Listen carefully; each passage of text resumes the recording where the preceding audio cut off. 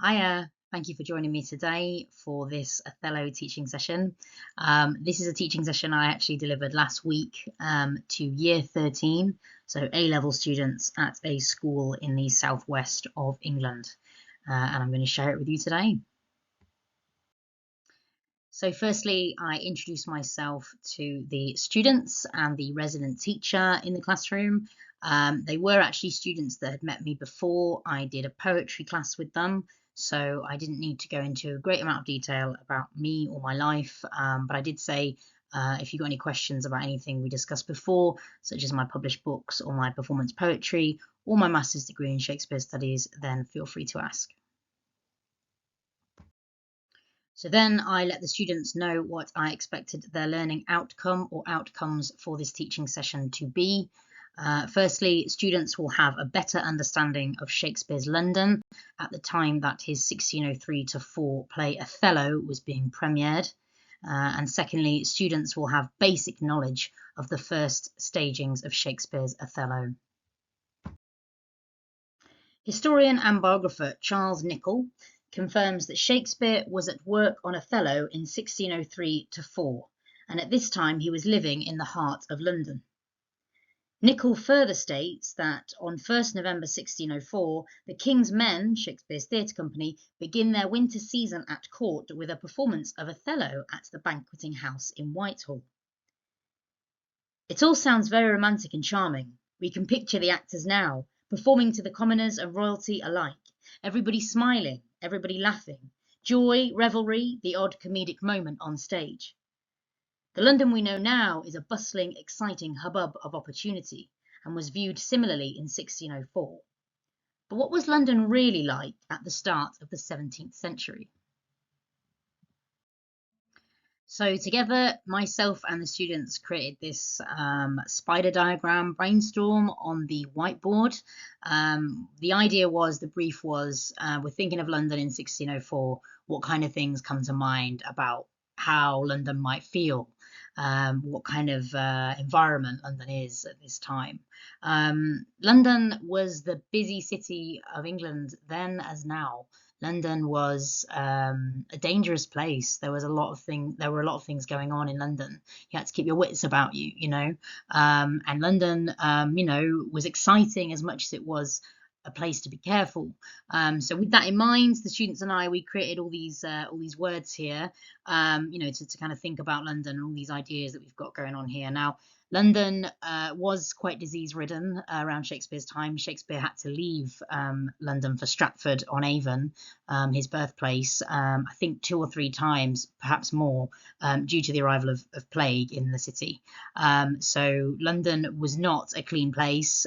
People did used to sort of throw their waste and things out of their windows. It would just run down the street. Sewers would run open in the street. There were rats. It was dirty. It was overcrowded. Shakespeare himself was a lodger. Charles Nicholl's book covers that. Shakespeare himself was a lodger in London, in a busy house. I believe the house that he lodged in, the gentleman who owned it, or certainly someone in his family, was something like a tanner or a leather maker, worked with leather. So the house was very smelly. There would be materials being used downstairs that were quite smelly for the gentleman's job who owned the house. So the house was smelly. It was overcrowded. Shakespeare was probably not the only lodger in the house. London was busy. London was busy and noisy and, overpopulated, densely populated, overcrowded then as it is now. Okay, it was a very busy place, and as much as it was exciting and there were things going on like theatre, it was also noisy, busy. Tudor constructed buildings in the city were built quite high. You might have seen them if you've been to London or York. York has Tudor buildings too. They're reasonably high. There's 3, sometimes 4 stories high, and they're built closely together. So even in the daytime, the streets are quite dark because the houses down the sides are built close together and they're built quite high. So London's also dark even in daytime. So we've really got this kind of busy, exciting, kind of smelly, dangerous, crime is about. There's plenty of crime, where there's lots of people, there's lots of opportunity if you're a criminal. So there's lots of crime. You need to keep your wits about you. So it's an exciting place. It's somewhere you definitely want to take your theatre company, but it's also smelly and dangerous and dirty. Yes, busy cities, big cities, then as now, a multitude of different pros and cons as now. Yeah. Thank you for those ideas. The reason I wanted you to do that with me is so that we can create a mental image of early Stuart London, the place where Shakespeare was about to premiere his great work, Othello. You may be familiar with Shakespearean actors being referred to as players within historical texts. So if I refer to players within this session, I'm referring to Shakespeare's actors of the time. The players of Shakespeare's day were much like the players of today, in that performing itself felt like a necessity to them, regardless of the cost. Andrew Gurr, in his book The Shakespearean Stage, 1574 to 1642, third edition, writes, both plays and players operated in London long before there were any permanent structures built for the performance of plays. Shakespeare and his theatre company, much like any theatre companies of the time in any part of England, were often constrained both financially and practically to being a travelling theatre company until a permanent or at least semi-permanent theatre space presented itself. The early theatres were called playhouses, quite literally the house in which a theatre play occurs in front of an audience, usually a paying audience. Sometimes plays were trialled by the actors to non-paying theatre audiences, much like today when rehearsing theatre companies will let friends and family view the performance run and offer any constructive feedback before the performance is viewed by those who will pay to see it. Gurr confirms that Shakespeare's theatre company experienced desperate financial straits in the years from November 1596 until mid-1599. During this time, their future was uncertain, and they did not have a permanent playhouse residence, instead needing to rent out different playhouses until a permanent or semi-permanent space arose. For a theatre company in Shakespeare's day, securing a permanent theatre space was the prime goal, as this would typically lead to a fairly regular income and a stable audience base who could trust that you would always perform your plays in the same local space and that you could always deliver. Theatre companies then, as now, would often need to pull out of performance runs if the run became unfeasible or untenable, perhaps due to a sudden loss of venue. Having a permanent theatre space thus made you more reliable as a theatre company in the eyes of the paying audience. It also gave your company greater credibility. From mid-1599, so not so long before Shakespeare wrote Othello, Shakespeare's theatre company began to use the Globe.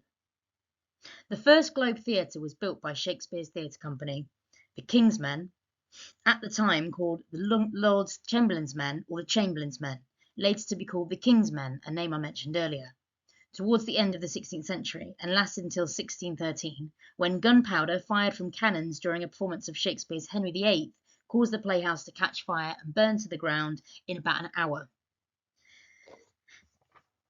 So when Othello was first being performed in autumn 1604, the first Globe Theatre was very much standing and being used by Shakespeare and his players. The Shakespeare Globe Trust state that there were two kinds of public theatres in Shakespeare's time.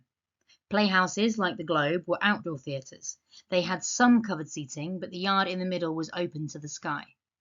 Indoor theatres were inside a larger building, so had a roof. They were much smaller than outdoor theatres. Regards the structure of early playhouses, they were often built on a timber frame with plaster infilling on brick and pile foundations with thatch or tile roofing for the galleries, as Gurr comments. These spaces would be packed out with paying punters, as many as could be squashed in, for the reason that theatre companies, like any other company, wanted to make as much money as possible from the experience. So the words we used earlier to think about London in 1604 can often also be applied to the inside of these playhouses during a Shakespearean performance. Dirty, smelly, overcrowded.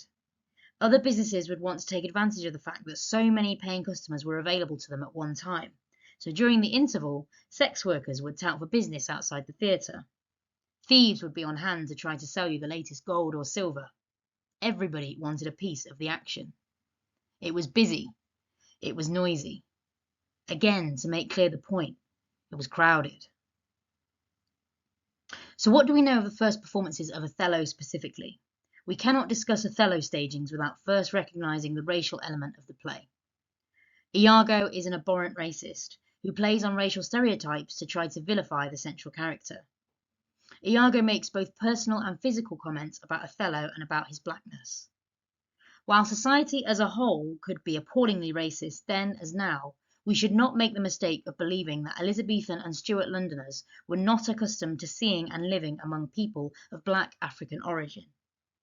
Nichols writes that black African people were to be seen in Elizabethan London and other port cities. They were mostly West African, their presence a byproduct of the transatlantic slave trade. Nichols further comments on the fact that black servants in Elizabethan and Stuart London were, regrettably, a fashionable novelty, and goes on to list white Londoners of the time who had black servants living in their household, adding that only occasionally are their African names recorded. Our personal names and others' use of them are indicators of our humanness and equalness to others. Therefore, not using a person's name and listing them in official documents as simply a servant in your house with no further value or identity is a painful form of denigration and disparagement towards that person.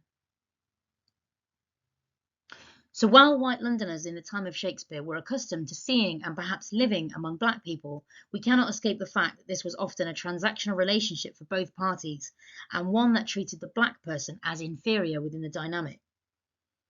As such, it is hard to understand how a Shakespearean audience would have reacted to seeing Othello performed for the first time. Would they have felt pity towards Othello, as many of us do today, or would they have laughed and revelled at the racial stereotypes at play, feeling secure in their own racial biases? It is an uncomfortable question, and one we can't always answer. A similar question can be asked of the Merchant of Venice, if you are familiar with that play of Shakespeare's. The central character, Shylock, is a character who incites both pity and revulsion from the audience through his actions. Shylock is also Jewish. We cannot assume that Shakespeare was a wholly tolerant man without any racial or religious prejudices. Shakespeare was a moneymaker as any other of his time, and a meticulously shrewd man who would have been aware of the prejudices of his audiences and would have played to this to get a laugh or to create a sense of collective identity within the audience. While certain themes and comments in Shakespeare's writing sit uncomfortably with us today, there is no definitive position on how such themes and comments sat in Shakespeare's mind, and nor will there ever be. With all of this in mind, who were the first actors to play Othello? In an interview with Emily Glider titled Shakespeare and Racial Identity on Stage, Yale University in America make it clear that little evidence remains to tell us how Shakespeare's characters were interpreted in his lifetime. This being said, as black people were more than likely not permitted to perform on stage as actors during Shakespeare's lifetime, we can assume that Othello was first performed by a white actor using the controversial blackface technique. As the character of Othello has unfortunately been performed by a white actor using blackface far more recently than 1604, the likelihood of a white actor using blackface being Othello in 1604 is very high. Again, and I cannot stress this enough, we cannot be sure of how a Shakespearean audience would interpret this representation of Othello, and they may have interpreted this representation in a way that many of us now would find deeply unsavoury. As women were not allowed to perform on stage as actors during Shakespeare's lifetime, Desdemona and the other female characters in Othello, such as Emilia and Bianca, would have been played by teenage boys. While we today struggle to see how this can have made much of a convincing performance to a Shakespearean audience, teenage boys playing such moving female roles, Gurr writes, an academic spectator seeing a performance of Othello by the King's Men at Oxford in 1610 wrote that, not only by their speech, but also by their deeds, they drew tears. But indeed Desdemona, killed by her husband, although she always acted the matter very well, in her death moved us still more greatly. When lying in bed, she implored the pity of those watching with her countenance alone.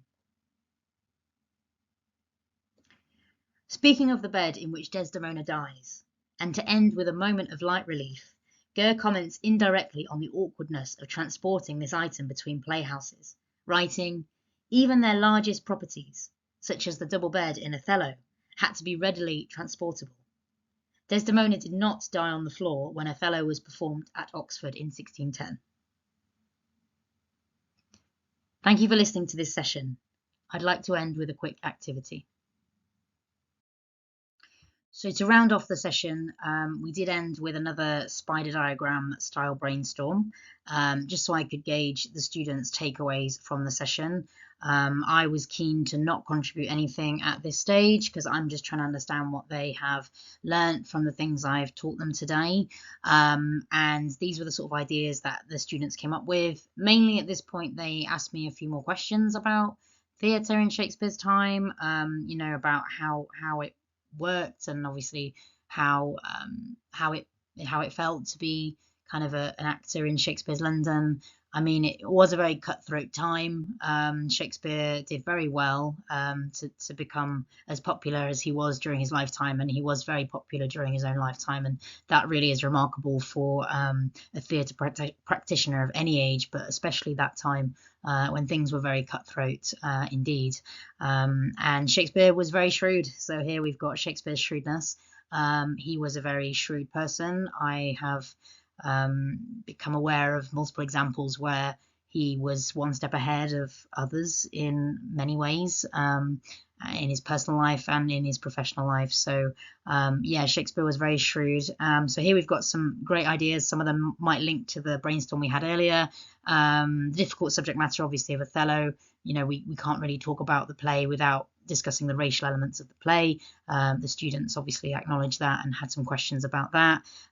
Dangerous again, London, that links in with London, and obviously the sort of brainstorm we had earlier, the ideas then. We've got disease, poverty, a lot of arty type people in that time died in poverty because they weren't able to make a living from the things they were doing. Shakespeare was really remarkable to be able to do that. I can't stress that enough. It was a hard time to do well. It was hard to make a living in the arts. Yeah, so we created this lovely spider diagram. To end this teaching session, I thanked the students for their time and the resident teacher for enabling me to deliver this teaching content today.